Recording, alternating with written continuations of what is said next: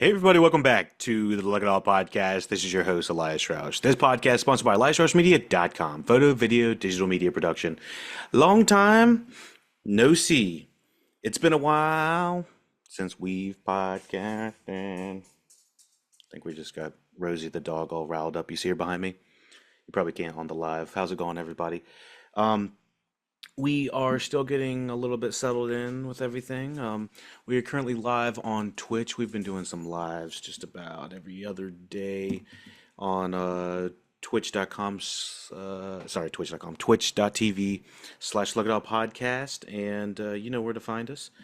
Let me just fix something real quick before we get started. Maybe allow a couple of our regulars to trickle into the chat. Hope everyone's doing okay. Let me see, timers, need to do it over here, go over here, switch this off, and we should be good there. So, yes, where are we? Yes, we are discussing the top 10 movies of 2024. We've covered this almost every year since, I believe, 2018, since the beginning of the podcast. We can link everything for you if you'd like to check out other years before our previous lists. So this list is a condensed list of, let me make sure I go 1, 2, 3, 4, 5, 6, 7, 8, 9, 10. Wait, did I get that right?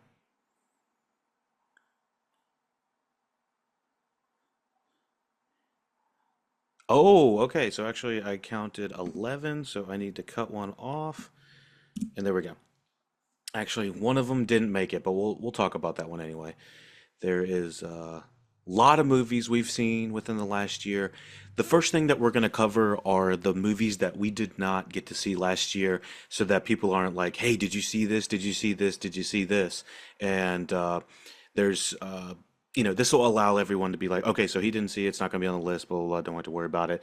And I tried to get as many as I could in before the end of the month. I try to have January my catch up month for the previous year, because a lot of the best movies of the year don't come out until the end of December for a lot of the quote unquote normal folks like myself. Until we get the Sundance tickets reviews and everything going in early, we're gonna have to we'll have to settle for getting it like everyone else, straight from the theater or going to the VOD. So, again, my name is Elias Roush. Thank you for joining us on this podcast. This is Look It All Podcast. We have currently, what have we been doing recently? We've been doing a lot of streaming. We've been doing a lot of gaming, a lot of lives, a lot of trying to interact with the individuals, the people. So yeah, so this is our annual top 10 movies of the year podcast. It's one of my favorite things to do annually. Sometimes I have a guest on. Previous years I've had different guests on. My buddy Mark, he sometimes will bring a couple movies as well that he has enjoyed throughout the year. But this year we are just doing a solo cast. And so let me discuss real quick the first couple movies that I did not get to watch last year that I still have on my list, that are either being nominated by, the Academy, the Globes, by whoever, or they're talked about in some sort of way. Let me just talk about it real quick. Still on my watch list for 2024. One Love, the Bob Marley movie. Kung Fu Panda 4. Didn't see the other one, so I kind of need to catch up. Lisa Frankenstein, Sing Sing, The Nickel Boys. Those last two have been getting a lot of notable accolades. Amelia Perez, that's also been kind of climbing their way up to the top. Queer, the Daniel Craig led movie, I believe, didn't get stellar reviews, but I think it was Luca Guadagnino, I believe, the Challengers director, directed that, but I didn't get a chance to see that. Red Rooms, the Warcraft documentary movie. I heard that was kind of a heartbreaking movie, but it was still a good watch. I have that one on there. The Beast, Baby Girl, Ghost Light, It's What's Inside, The Last Stop in Yuma County, Skywalkers, A Love Story, and Here. So, those are the movies that we have not been able to watch yet. Let's continue on to the movies that we have been able to watch. Where the hell are they? All right, here we go. So let's start from number 10. Number 10 is Late Night with the Devil. In 1977, a live television broadcast goes horribly wrong, unleashing evil into the nation's living rooms. For anyone new, generally we have uh, reviews for these movies. We kind of took about 6 months off last year to focus on the gaming aspect and the reviews on that side.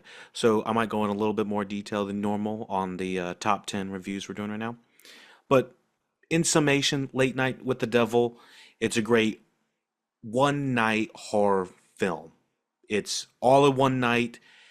You don't know what's going to happen. It's got this classic like retro style to it that that I personally like the aesthetic. It feels like it's sort of shoestring, but also they know where to put their money. So it has the blend of several different types of movies that I like. Late Night with the Devil, watch it with a bunch of friends, a couple dranks, your favorite vice, you know what to do. Um, I think that you'll have a really good time, but it's also a good Halloween watch too as well. Late Night with the Devil made my number 10.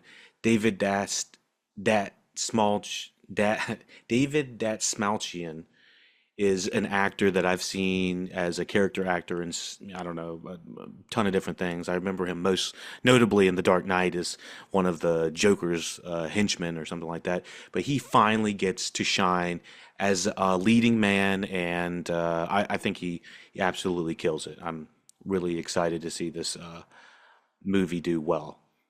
Directed by, I believe, the brothers, the Cameron and Colin uh, Cairns.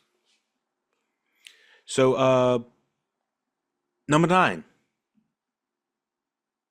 Number nine is a movie that I also have in another category of don't understand why people didn't understand it.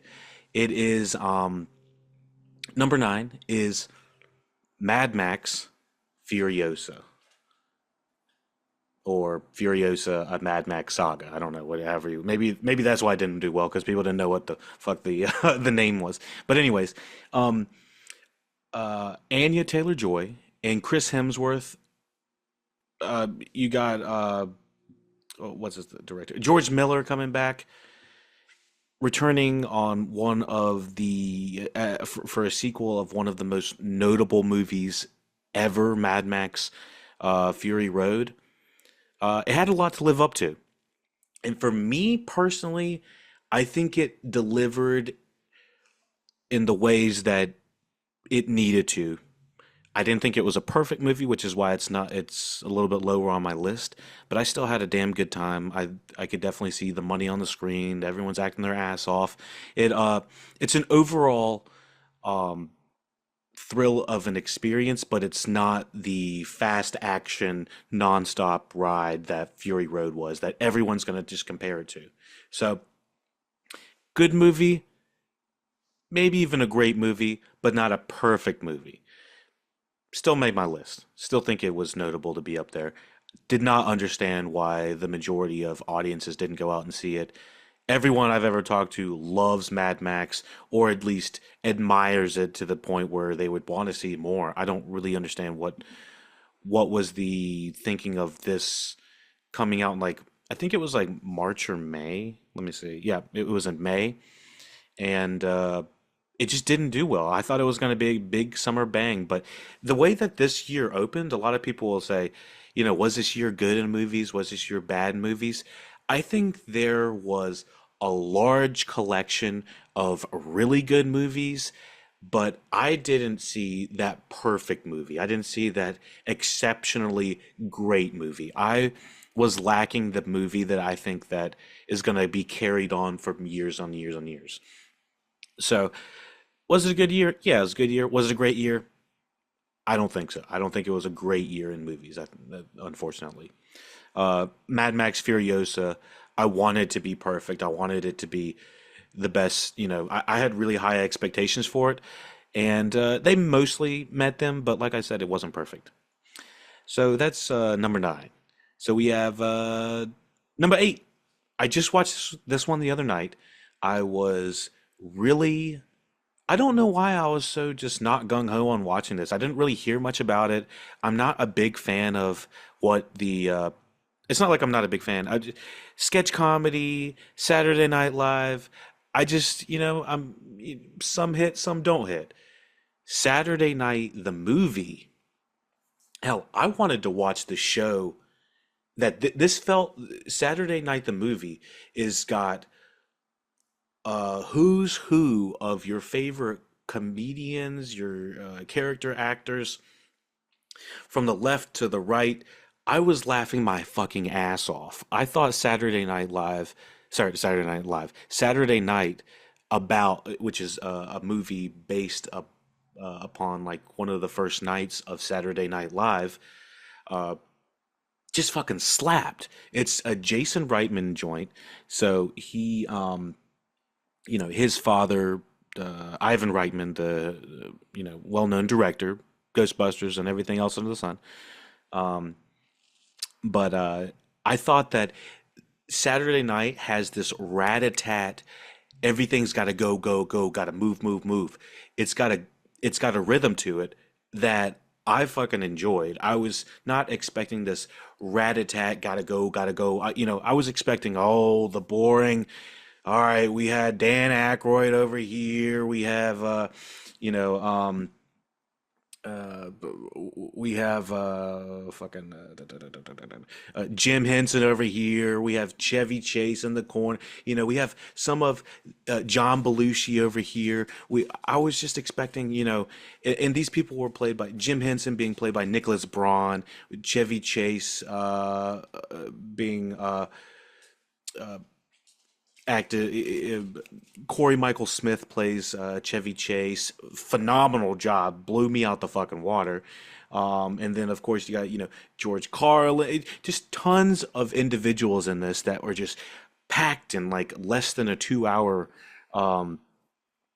feature, and I had a fucking blast. Like I'm kind of unfamiliar with the 1970s style of comedy. And so seeing this now, I'm like, oh, I understand why all of these people were working so well and congruently together. They were like a well-oiled machine that was just waiting to just have these, sketches out and stuff like that. I thought Saturday Night um, kind of blew me away from a comedy standpoint. I was looking for a good comedy to put on here. Easily, Saturday Night belongs a spot on the top 10 of 2024. Um, I think that there's probably about 15 minutes kind of towards the end that are a little bit kind of wondrous and kind of lose the excess like rat attack, gotta go, gotta go, gotta go.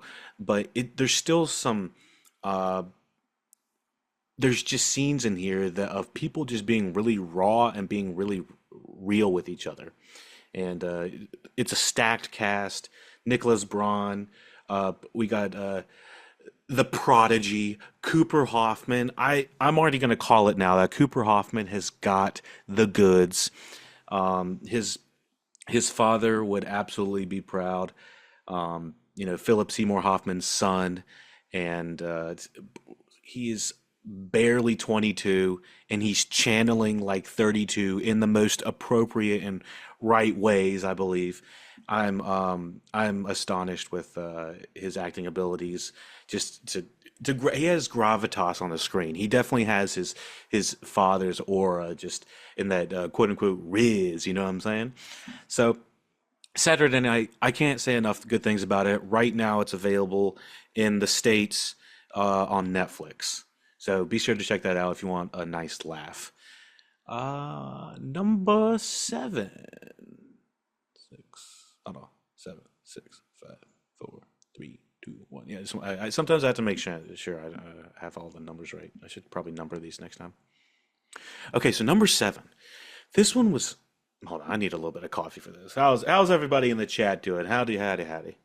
I got a little bit of a cup of Joe, if you know what I mean. Mm. And again, we have gaming live right after this. I believe we should be on for Fortnite and everything. If everybody likes playing video games and hanging out in the chat, that's what we'll be here pretty soon. So, yes. What were we at? 10, 9, 8, 7. Number 7. Okay, so we're trying to expedite this a little bit. Number 7. A young man ekes out a meager living in an underground fight club where night after night, wearing a gorilla mask, he's beaten bloody by more popular fighters for cash. Basically, he's an underground badass. You already know. This is the directorial debut of Dev Patel as Kid. Monkey Man. Monkey Man 2024 was kind of a formative look at what I think we're going to see Dev Patel start to, inch into. It's an action thriller an action revenge thriller that has just oozes style. I think it has a great pacing to it. It has plotting to it that keeps it, in line and it keeps it focused from a director's point. And I think the camera work in it is pretty exceptional. I really enjoyed Monkey Man. Dev Patel getting ripped in this. He's just straight cut. Plus he's directing. Plus he's doing everything. And this is also a Jordan Peele joint. So there's some money behind this. Go see Monkey Man.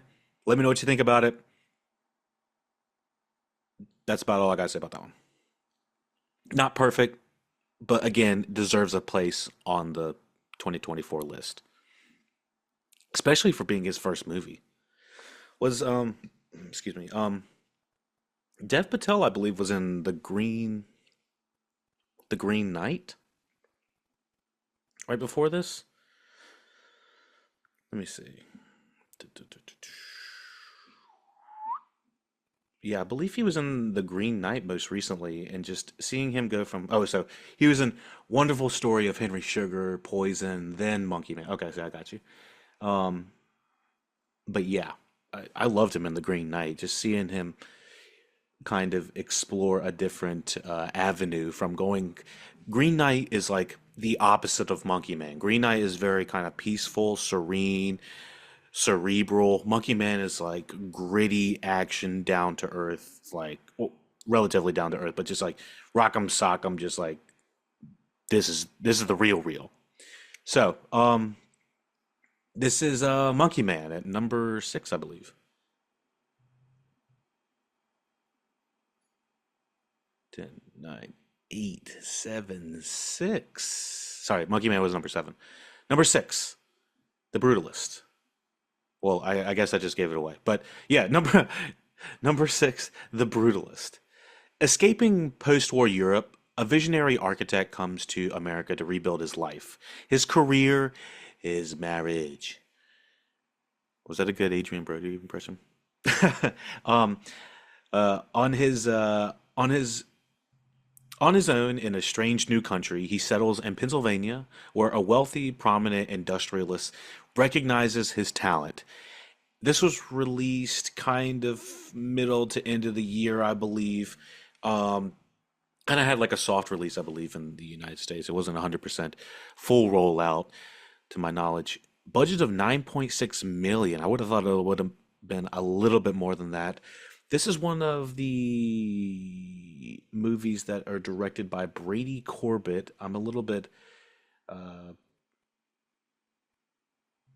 I'm a little bit in the dark with Brady Corbett as a director. Um, Looks like he has a filmmaker career in acting in 13, Mysterious Skin, Funny Games. Oh, he did the Funny Games. Okay, Melancholia. Okay, so yeah, I kind of I see where this guy's coming from a little bit. He does have kind of an eclectic style. This was an A24 movie that honestly felt like a classic cinema film. It felt like one of those films that would literally, um, I don't know, you would hear from what's it called? Sorry, I had an audio issue over here.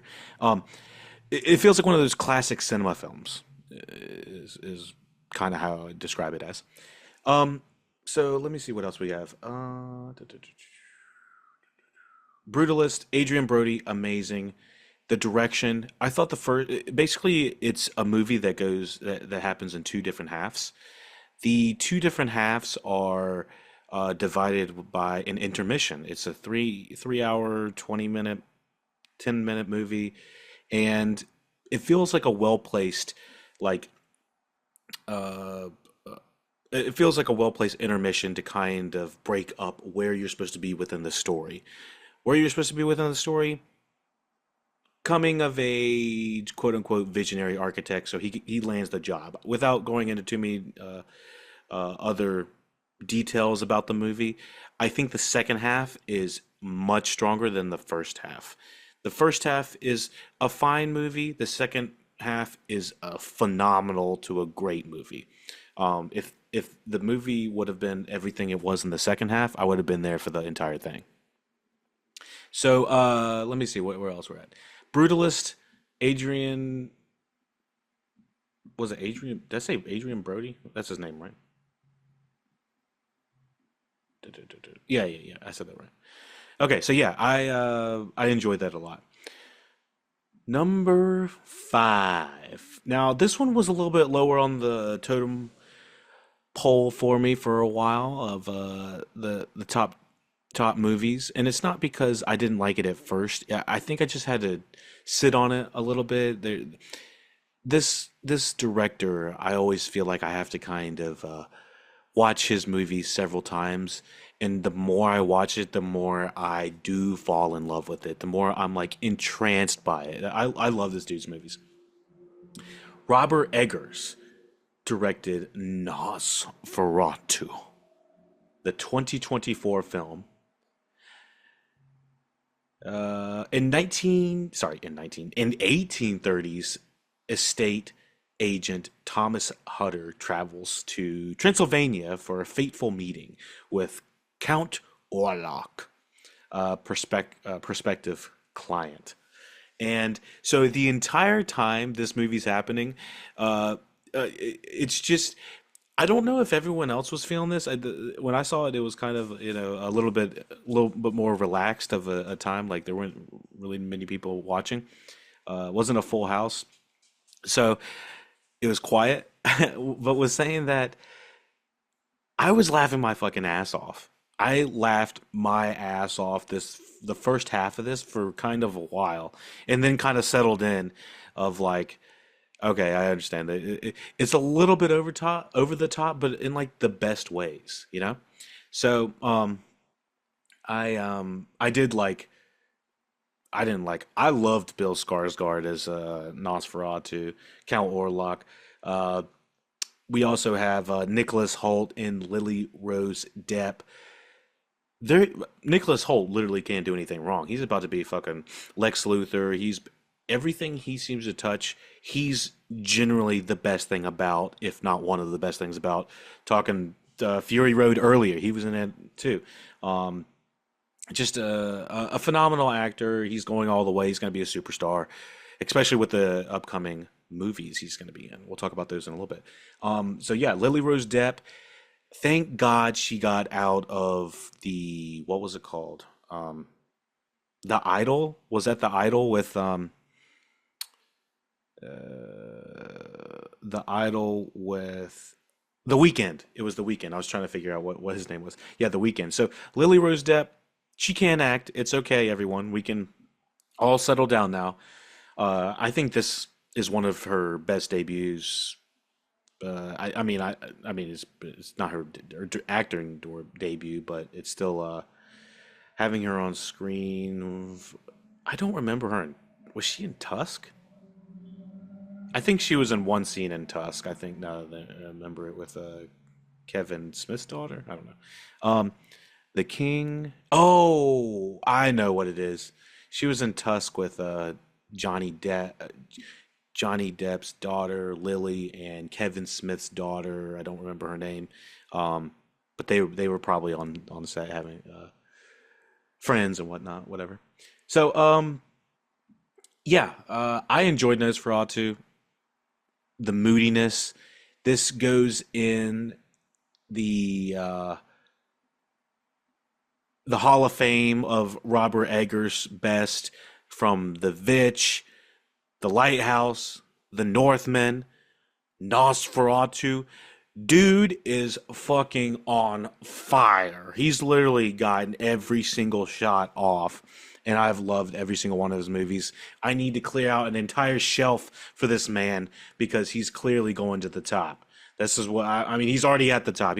Like The Vitch was modern, probably like one of the most modern day cinemas. Like it's like a modern classic, a modern, So and almost every single one of his movies feel like that. They just feel like instant classics. Give them to me. Give them in physical form.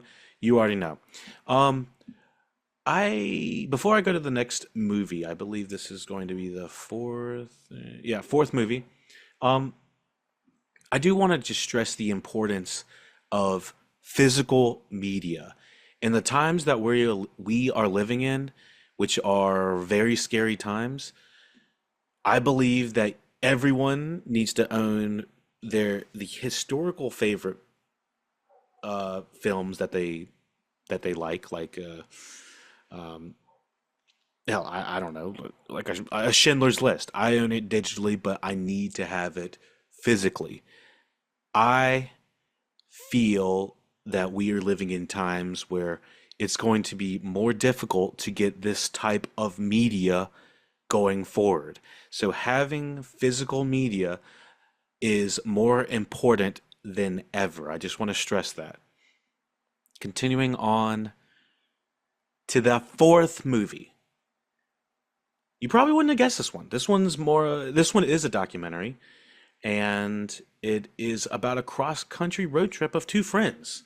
So this is when Will Ferrell finds out his close friend of 30 years is coming out as a trans woman.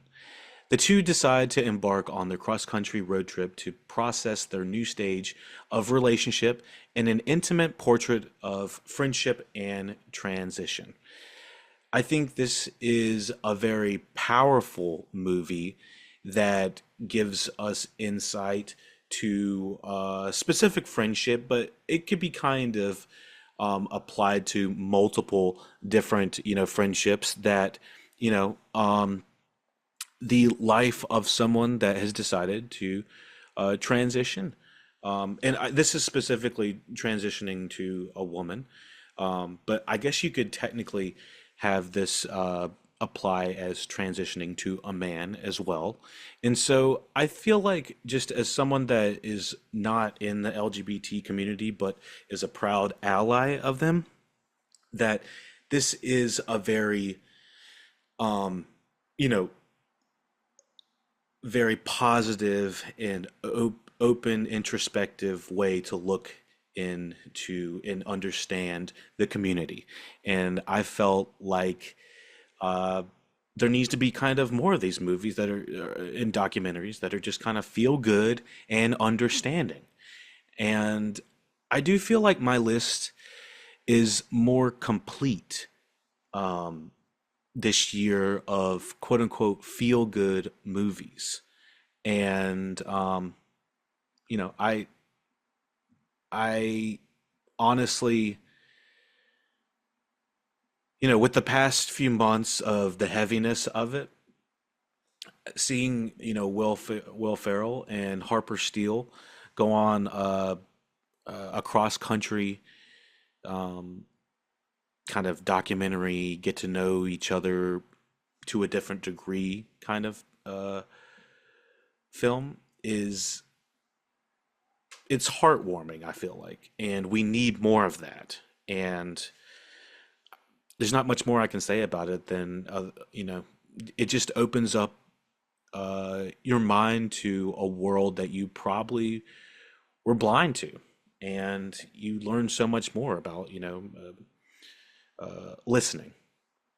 So Will and Harper is a feel-good documentary movie that I would recommend, and I would put that at number four for the top 2024 movies. Number three, going along kind of the uncommon movies that were probably unexpected to be on here. This was one of my favorite. Oh, I know another movie that I forgot to put on the top. The ones I did not get to watch. I did not get to watch Flow, FYI. So speaking of Flow, speaking of animation, number three on my list is The Wild Robot. Sitting at an hour and 42 minutes, Wild Robot is about a shipwrecked on a deserted island. A robot named Roz must learn to adapt to its new surroundings. Building relationships with native animals, Roz soon develops a parental bond with an orphaned gosling. This movie will have you in tears, will have you feeling the feels. Director Chris Sanders rips this one so good. Universal Pictures thinks they are Disney now, and I'm okay with it because I felt like it brings a different brand of humor. The Wild Robot blew me away. There is let me see. Who did the voice of what's her face? Lupita Nyong'o. Okay, so yes, she's amazing in this as the Wild Robot voice. Um, I I was blown away. There's a scene that happens an hour in that will make your heart explode with flowers, I believe, in the best way, and you will feel the feels. There's a reason this is at my number three. I do feel like it kind of becomes a little bit more of a kids movie towards the end, but besides the kind of whimsical ending of it, there are some underlying story tones to this movie that are just amazing. I felt my heartstrings being pulled just uh, scene by scene, and I was like, oh my god! It just the essentially the Wild Robot is yeah, a big metaphor for I think motherhood, specifically motherhood, not just parenthood, but motherhood. And this robot raising a duck. Oh Lord, you're gonna be done. Grab the tissues. Grab three tissue boxes. You're gonna need them. The Wild Robot, number three. Number two. This was a movie that not many people talked about. I feel like nobody saw the fucking movies between January. Well, everyone saw. Was Megan last year? I don't know if Megan was last year.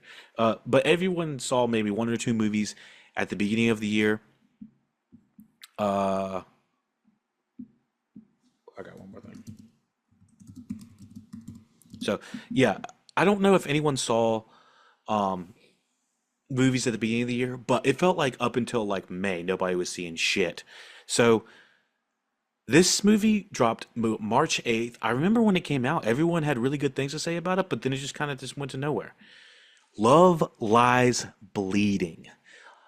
Lou is a reclusive gym manager who falls hard for Jackie, an ambitious bodybuilder who is headed to Las Vegas to pursue her dream. Their son soon leads to violence as their son. Their their love soon leads to violence as they get pulled deep into the web of Lou's criminal family. So This is kind of the most moody noir I have on my list. I want this on digital. I want this on physical. This is a badass and just slick looking film. On top of all that, you get some stellar performances. Uh, Let me see what her name is. I'm gonna find this individual. Da-da-da.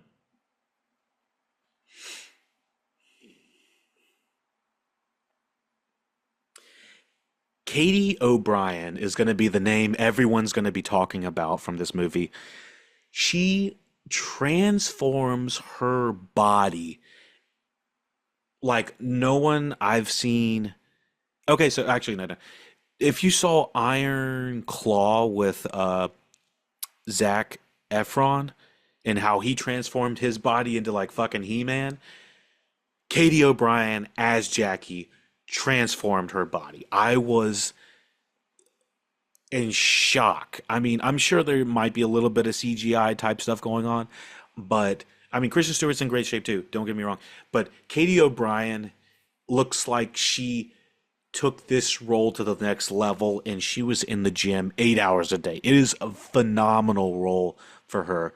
I think she's both her and Brian and Stewart are amazing. Uh, I keep thinking about this movie just because of the underground crime nature of it, but also it feels a little bit Coen Brothers y. It feels like if Coen Brothers were directing a A24 film, but with a lot less comedy because I don't think it's that funny. But still, had a great time. Still think that this is one of the most um, eclectic, moody films you're gonna get of 2024. Loved it. Last but not least, how are we doing on time? 36 minutes. Last but not least, I think most people would probably guess which this one was. Of course, Lisan Ali, Paul Atreides, and Shani. They're back. Our favorite duo. Dune Part 2. Paul Atreides unites with Shani and the Freemen while seeking revenge against the conspirators who destroyed his family. Facing a choice between the love of his life and the fate of the universe, he must prevent a terrible future only he can foresee. So, Timothy Chalamet, he's been working his ass off. I did see A Complete Unknown. I was impressed with his work. I'm pretty sure he did most of his singing and harmonica playing as Bob Dylan. I still think this is better. Uh, I did see the Dune TV show. I'm not associating it with this at all because it was supposed to have Denis Villeneuve in it, directing it, and that ended up not happening because of time constraints, I believe.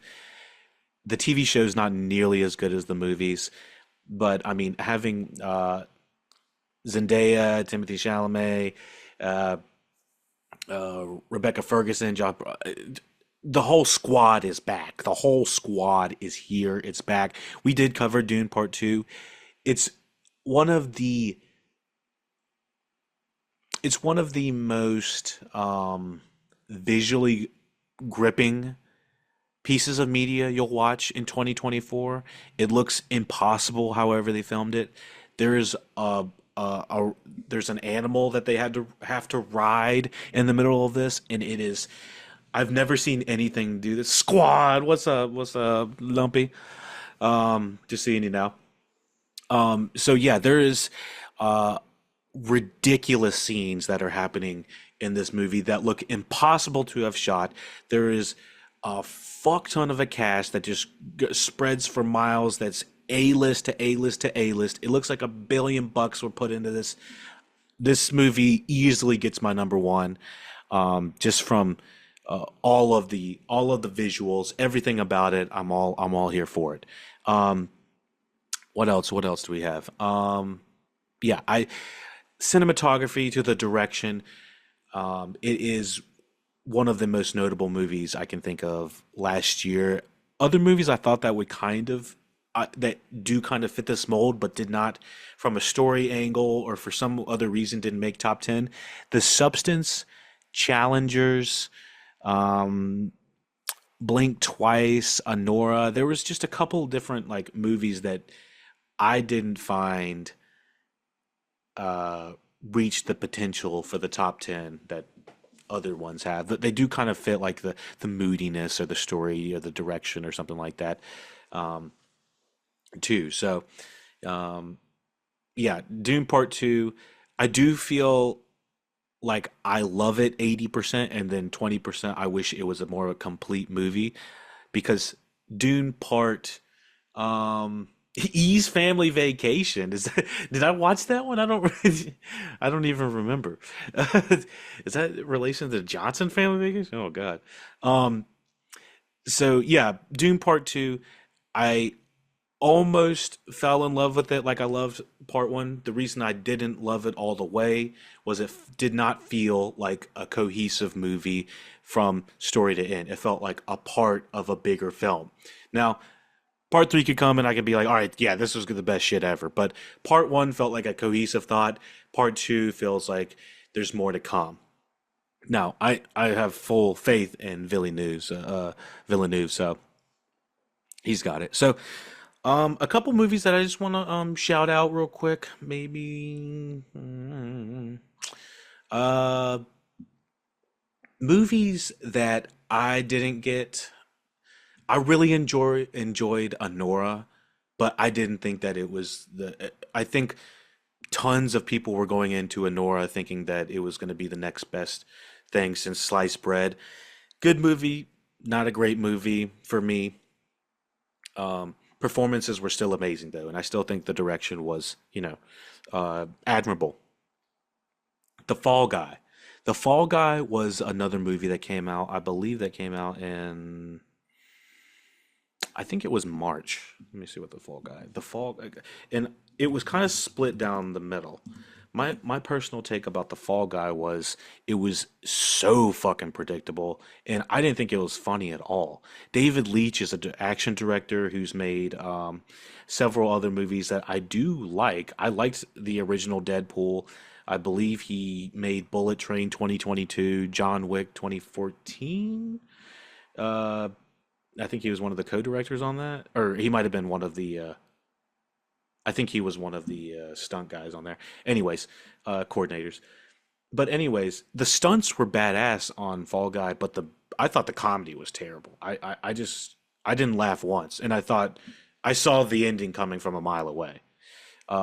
Speaking of Fall Guy, I didn't realize Aaron Taylor Johnson was in three different movies on notable movies: The Fall Guy, Craven the Hunter, and then who else did you have? Nosferatu. What else have we got? Uh, yeah, did you see any movies you want to mention before we close on out here? Other movies that the so that was movies I didn't get. Anora, The Fall Guy. The last one was I Saw the TV Glow. I Saw the TV Glow was a movie that was supposed to be uh, from I've heard different angles. I've heard like five different angles from this, but from what I understand is that it's supposed to be like a story, a metaphorical story about how someone's coming out, but it's told in the guise and through the, I guess, the visuals of someone falling in love with a television show and a story and stuff like that. I just felt like it was very deep in ways that even the average audience member to a slightly higher educated cinema goer would even understand. It felt way too deep in ways that I didn't understand. Um, I'm glad some people enjoyed it and saw, felt seen, felt themselves seen. I was not one of them. Um, but I will say it was one of the most visually striking movies that I didn't understand. So for that, it's worth something. Um, you like it deep though. One up. What are you talking about? What are you talking about? We're just on the back end of covering the top 10, 20. top 10 movies of 2024. We've covered the top 10 list, and be sure to check out the VOD for that.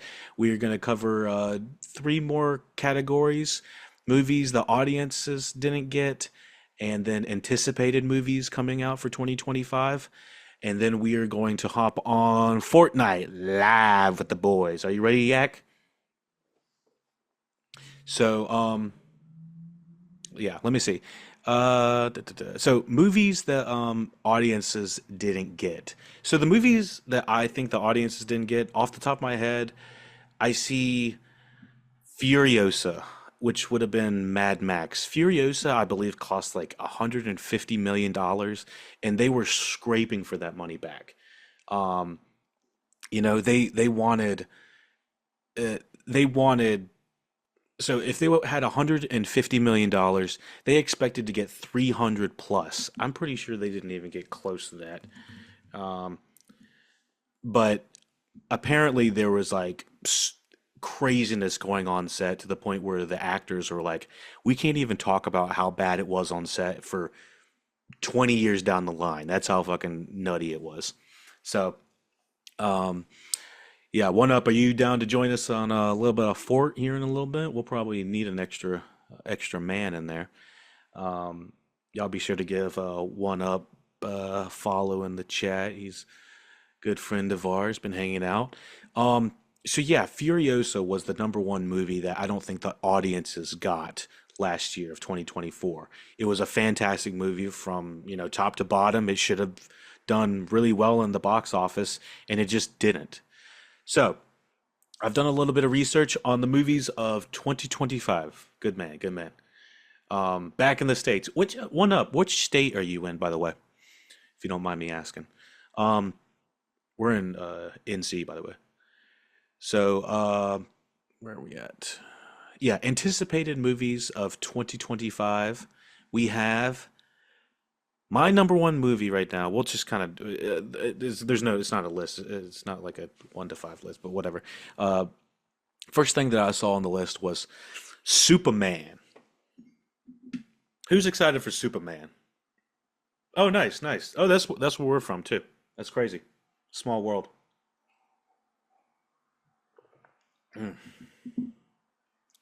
So, yeah, I am really excited for James Gunn's Superman. I don't think he's struck out really too bad in a pretty long time from a directorial standpoint.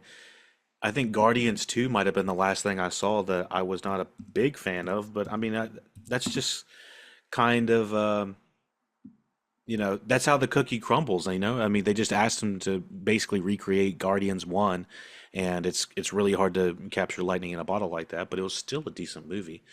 James Gunn just, knows how to put some fucking badass scenes on the screen and then make you laugh at the same time. I mean, what was the Peacemaker? Peacemaker had me fucking rolling. I love that show. Um, yeah, that sounds good. Sounds good. Grab you a bite to eat, my friend. We're gonna eat before we hop on the old Fortnite. Lumpy, are you in there? Are you in the chat as well? Let me see what time everybody's trying to. 5:30. Okay, let me see. 10. 10 out. No, I don't understand why my every time I type in like I'm 10 out, or it always puts of. It's always trying to finish my sentence. Like I'm not 10 out of anything. I'm 10 out. That's all you need to know. Anyways, so 2025, the release date as of right now for Superman, July 11th, 2025. Right smack in the middle of the beginning of the summer. Let's do it. Excited for that. Next movie that I'm excited for, bear with me, we only have a few. Um, is no, it's not F12, but it's F1. I believe, let me see, movie. The F1 movie. It's one of the most expensive movies ever. The Joseph Kaczynski guy. Everyone's like, who? The guy that made. Yeah, that sounds good. That sounds good. Um, Joseph Kaczynski. He director of Top Gun, new Top Gun, And I can't answer that right now. Um, let's see.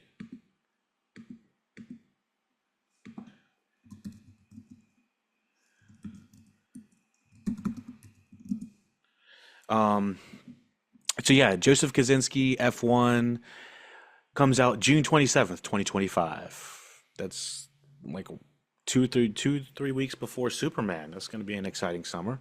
One of the most expensive movies ever. Plus, we have Brad Pitt and Damian Idris. I think this is Idris Elba's son, if I'm correct. Um, Let me see. Okay, so yeah, Superman F1. Next one, Nobody. Now, I'll tell you right now, nobody that I know saw Nobody 1. So I know nobody's probably, except for, real, you know, Bob Odenkirk heads know about Nobody 2. Nobody, or 2, why is this? Oh, yeah. So Nobody 2. Nobody 2 is literally Bob Odenkirk coming back as a badass. The first one is shot with like high frame rate action, and Bob Odenkirk's like pushing 50, so it's just a bizarre thing to see. Better Call Saul whooping some ass. That's about all you need to know. Second to last movie, Mission Impossible. Mission Impossible Dead Reckoning. I don't believe that they're calling it Part 1 anymore because of all the naming stuff. People don't like they did the I think they had Dead Reckoning Part 1 and now it's called The Final Reckoning. The Final Reckoning. So yeah, that's exciting. And a week before Nobody 2, I guess, and F1 and all that, May 23rd, 2025, we got Mission Impossible. It's all dropping down. It's all coming soon. So, last movie we have coming down the pipe is 28 Years Later. 28 Years Later is, of course, the third movie in the trilogy for Danny Boyle's 28, weeks and days trilogy coming through. Basically, I love everything Danny Boyle's almost ever done, and I'm like super excited to see what he's going to do here with a bigger budget. So, anyways, let me know what you are excited for. Let me a couple things. Let me know what you thought about the top 10 2024. I'd like to see what your top 10 is in the comment section. Um, Let me know movies that you didn't get. What do you think the audience didn't get? What movies are you excited for this upcoming year? Tell me all that good stuff. Tell me all that good stuff. We're in the chat. You can find us any social medias, Lucky Dog Podcast. You can also find us on our website, LuckyDogPodcast.com. Again, we will be live again on Twitch.tv here coming up very soon. And feel free to join us at twitch.tv/LuckyDog Podcast. Find us live there almost every day of the week. And yeah, we enjoy having you in the chat, hanging out with us, commenting, like, and subscribe. You know what to do to support the podcast. Take it easy, everyone.